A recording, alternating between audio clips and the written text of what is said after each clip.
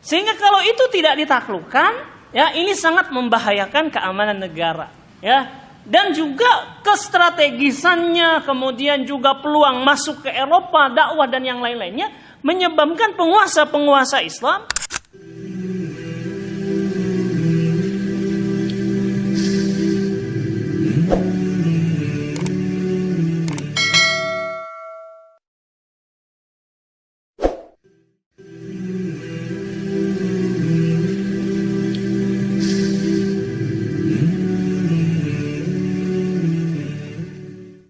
Bismillahirrahmanirrahim. Assalamualaikum warahmatullahi wabarakatuh. Alhamdulillahirabbil alamin alladzi arsala rasulahu bil huda wa dinil haqq liyudhhirahu ala dini kullih wa kafa billahi shahida. Asyhadu an la ilaha illallah wahdahu la syarika lahu wa asyhadu anna Muhammadan abduhu wa rasuluh. Allahumma shalli wa sallim ala nabiyyina Muhammadin wa ala alihi wa sahbihi wasallam. Amma ba'du. Ikhwah sekalian, alhamdulillah Allah Subhanahu wa taala pertemukan kita di kesempatan hari ini. Akan membahas yang ringan-ringan saja, tapi sesuatu yang penting. Ya, mudah-mudahan menjadi inspirasi buat kita, yaitu kisah tentang penaklukan Konstantinopel. Penaklukan Konstantinopel secara total, secara utuh, itu terjadi pada tahun 1459 Masehi. Dan kita sama-sama tahu bahwa yang berhasil menaklukkannya adalah Sultan Muhammad Al-Fatih. Nah, sejarah sampai di sini kebanyakan kita ataupun juga kaum muslimin mengetahuinya. Jadi Sultan Muhammad Al-Fatih dari Kesultanan Turki Utsmani, dari Daulah Turki Utsmani lah yang menaklukkan Konstantinopel, yaitu kota yang sangat strategis, pusat kekuasaan Romawi yang terakhir pada tahun 1459 Hijriah. Nah, pada kesempatan kali ini kita akan coba menjelaskan sisi-sisi lainnya dari penaklukan Konstantinopel. Yang pertama adalah sosok dari Muhammad Al-Fatih. Sultan Muhammad Al-Fatih nama aslinya adalah Sultan Muhammad Khan.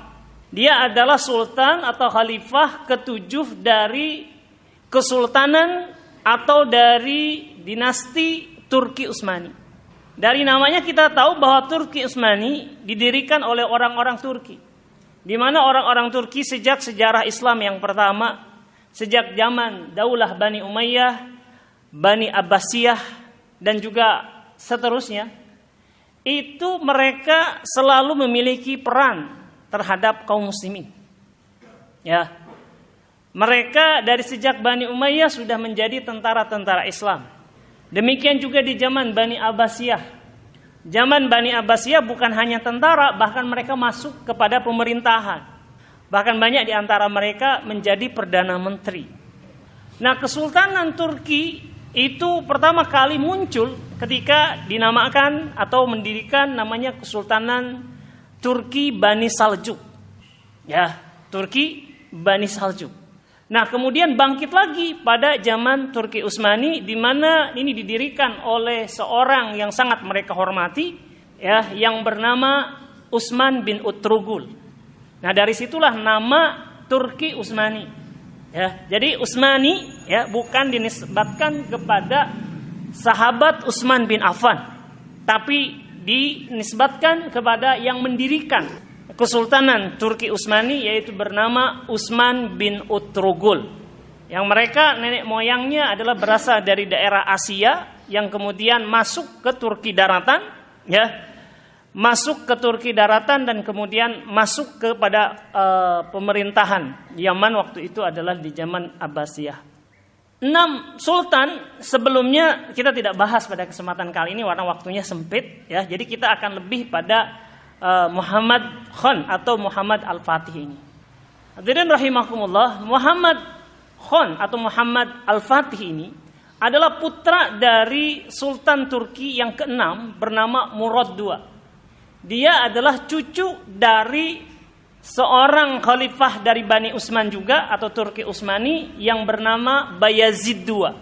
Bayazid II atau kakek dari Muhammad Al-Fatih ini terkenal dengan usahanya untuk menaklukkan Konstantinopel.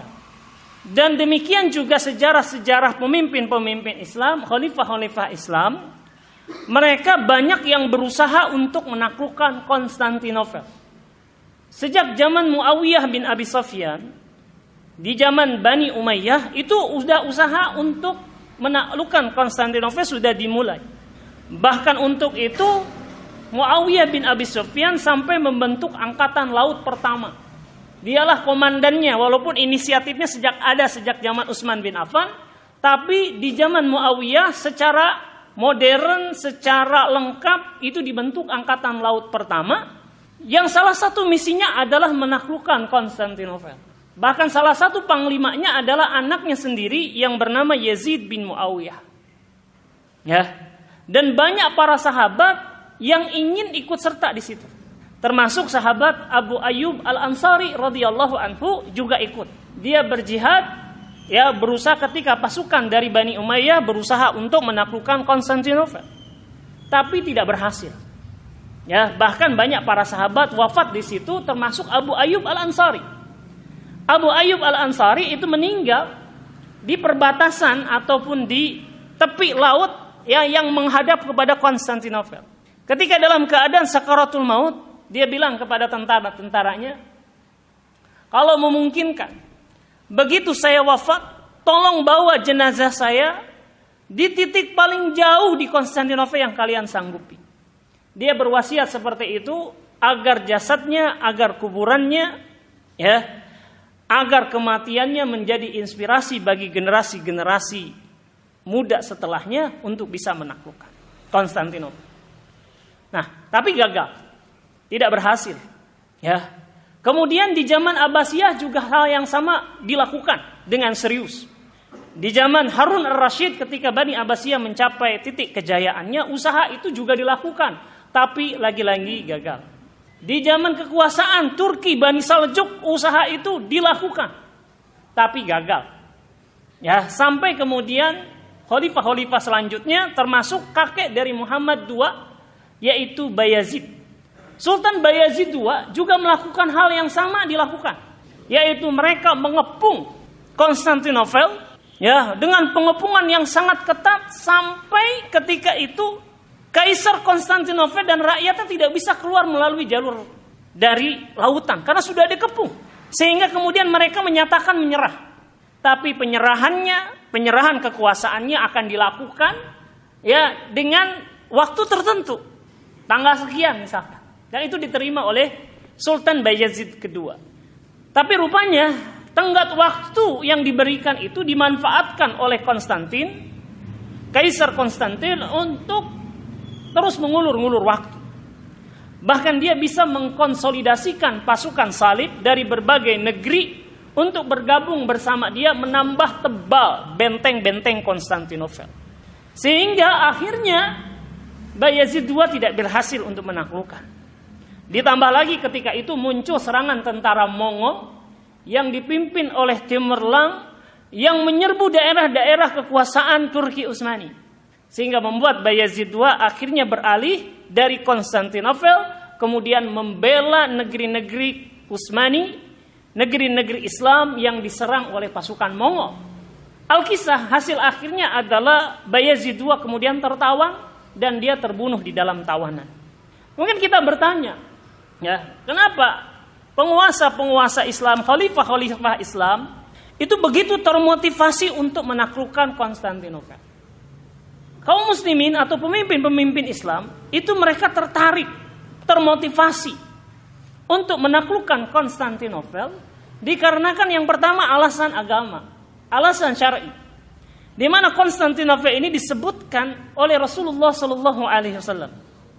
Beliau mengatakan dalam sebuah hadisnya, la tuftahanna al-Konstantiniyah ala yadi rajulin fala ni'mal amir amiruha wala ni'mal jais dalikal jais. Benar-benar Konstantinopel itu akan ditaklukkan. Akan ditaklukkan oleh tangan seorang. Melalui tangan seseorang. Melalui tangan seorang pemimpin. Dan sebaik-baik pemimpin adalah pemimpin pasukan penaklukan itu. Dan sebaik-baik pasukan adalah pasukan yang menaklukkan kota itu. Ini alasan syar'i, Ya, inilah yang kemudian menjadi motivasi bagi para sahabat, tentara atau penguasa dari Bani Umayyah, Bani Abbasiyah, Turki Saljuk, ya Bani Saljuk, kemudian juga wilayah-wilayah yang lainnya atau kekuasaan-kekuasaan lainnya, termasuk Turki Utsmani. Alasan syar'i. Alasan yang kedua adalah alasan strategis. Letak Konstantinopel itu adalah letak yang sangat strategis. Dia menghubungkan minimal dua benua besar, yaitu Asia dengan Eropa. Ya, kalau antum lihat peta dari Istanbul sekarang itu memang menghubungkan antara benua Asia dan benua Eropa. Ya, makanya Turki itu sebagian daratannya itu masuk benua Asia. Tapi ya yang bagian Istanbulnya itu masuk Eropa. Ya. Jadi sangat strategis sekali. Kemudian alasan yang lainnya kenapa Konstantinopel ini, ya, ini juga ada alasan keamanan. Alasan keamanan apa maksudnya? Yaitu bahwa sejak zaman dahulu kekuasaan Romawi Timur, ya, perlu saya kasih tambahan, ya, bahwa sering kita menganggap bahwa Konstantinopel itu sebagai dengan nama Romawi Timur. Ya, Romawi Timur, ya demikianlah sejarahnya. Memang Konstantinopel atau Bizantium itu adalah bagian dari Romawi. Bahkan banyak ahli sejarah tidak setuju kalau nama Romawi ini diganti dengan Bizantium. Karena sejatinya Konstantinopel atau Bizantium itu adalah Romawi itu sendiri. Dan Al-Quran ataupun hadis Rasulullah SAW tidak pernah menyebut ini sebagai Bizantium. Ya, Al-Quran menyebutnya Gulibatir Rum, telah dikalahkan orang-orang Rum. Jadi tidak membedakan antara Romawi Barat dan Romawi Timur, apalagi Bizantium. Ya, sejarahnya memang Romawi tadinya berpusat di kota Roma. Tapi begitu kekuasaannya melebar dan kuat menjadi negara adidaya yang sangat luas, akhirnya pada suatu zaman kaisar tertentu itu dibagi dua untuk bisa lebih mengatur negara, yaitu Romawi Barat yang berpusat di Roma, ya, dan Romawi Timur yang berpusat di Bizantium. Tapi entah kenapa namanya kemudian jadi Bizantium. Romawi Barat rontok, tinggal Romawi yang timur yang berada di timur. Ya, dan mereka mengatakan kami Romawi karena memang yang sana sudah nggak ada, gitu ya. Cuma kemudian jadinya jadi Romawi Timur atau jadi Bizantium. Nah sebenarnya sebutan dari Romawi Timur atau Bizantium itu adalah disebutkan oleh orang Barat sendiri. Karena mereka tidak suka kalau Romawi Timur, yaitu orang-orang yang seperti berada di Yunani, ya, kemudian berada di Armenia, kemudian juga berada di Turki, ya, itu representasi dari kejayaan Romawi. Sebab secara bahasa berbeda, secara agama berbeda. Jadi mereka menganggap orang-orang Roma Barat yang ada di Barat, orang-orang Eropa, mereka nggak setuju kalau ini dimasukkan kepada Romawi karena agamanya berbeda dengan yang di Barat, bahasanya beda dengan di Barat. Agama yang di Barat itu adalah Kristen Katolik, ya, yang penguasanya namanya Paus, ya, dan bahasanya adalah bahasa Latin. Sementara Romawi yang ada di Timur itu pemimpinnya adalah pemimpin Kristen Ortodoks, ya, dan bahasanya itu bahasa Yunani, ya, bahasa apa sebutnya? Bahasa itu sana bahasa Latin, yang ini bahasa Yunani, ya, bahasa Yunani. Jadi yang membuat julukan itu adalah orang Barat yang untuk memisahkan, dan mereka nggak mau menyatakan ini bagian dari Romawi. Nah kembali ke sejarah Romawi. Jadi Romawi yang ada di sana, yang berpusat di Konstantinopel atau yang berpusat di Bizantium, itu sering dijadikan pintu masuk oleh pasukan-pasukan salib untuk menyerang daulah-daulah Islam. Sejak zaman Abbasiyah, sejak zaman Turki Bani Saljuk, mereka masuk dari wilayah-wilayah Bizantium, melalui masuk itu. Memang mereka tidak menyerang gitu kan, waktu di zaman dulu itu. Mereka memberikan akses pintu masuk kepada pasukan Jerman, pasukan Prancis, pasukan Inggris untuk masuk menyerang wilayah-wilayah kekuasaan Islam.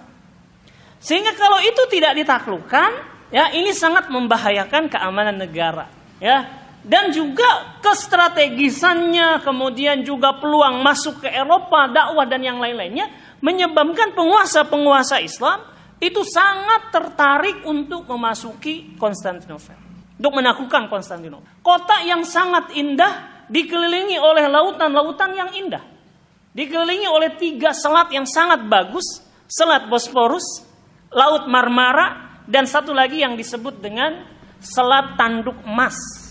Ya, menjadikan ini sangat strategis. Dan arsitekturnya yang sangat luar biasa. Kota ini, kota Konstantinopel, didirikan pada tahun 300 Masehi oleh yang disebut dengan Konstantin I. Dia adalah kaisar pertama yang berpusat di Bizantium, ya. Dengan arsitektur yang sangat bagus sekali, dengan sistem pertahanan yang sangat kuat sekali. Karena Konstantin I ketika dia membangun kota itu, lantas disebutkan kota itu namanya Konstantinopel, yang artinya adalah kota Konstantin. Kotanya Kaisar Bizantium, Kaisar Romawi Timur, gitu ya. Dia tahu bahwa ini akan menjadi sasaran bagi kekuasaan-kekuasaan yang lain, maka dia buat sistem pertahanan dengan sangat kuat. Ya, sangat kuat sekali. Di antaranya dia buat benteng-benteng raksasa yang tebalnya saja itu bisa 14 meter. Ya. Ada nggak? Jarang kan kita lihat bangunan tembok tebalnya tuh 14 meter. Ya. 14 meter tuh dari sini sampai sana kayaknya, kan sampai tiang lagi itu 14 meter. Bayangkan ya. Tebal sekali. Bentengnya tinggi-tinggi. Gitu ya. Sangat kokoh sekali. Belum lagi itu punya sistem pertahanan laut yang sangat kuat, di mana setiap sudutnya atau setiap muka lautnya itu dipasangi grendel ataupun juga rantai-rantai yang sangat besar, ya, yang sangat detail sekali akan menjerat dan juga menghalangi kapal-kapal musuh yang akan masuk dari laut. Sehingga sejak zaman Persia, sejak zaman kekuasaan yang lainnya berusaha masuk lewat pintu laut selalu tidak berhasil. Ya, itu sedikit tentang Konstantin dan juga tentang Roma, ya, atau Romawi. Assalamualaikum warahmatullahi wabarakatuh.